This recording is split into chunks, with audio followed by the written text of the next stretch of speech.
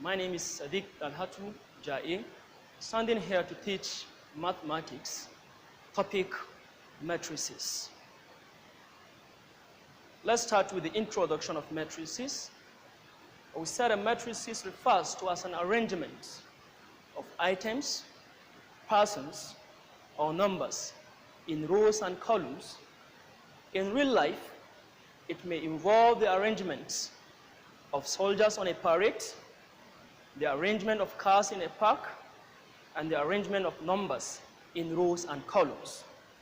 With these arrangements, we can compare, count, subtract, or perform other higher algebraic processes.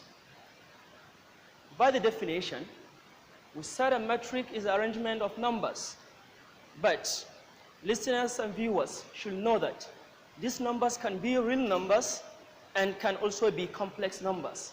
And these numbers are arranged in rows and columns to form a rectangular array.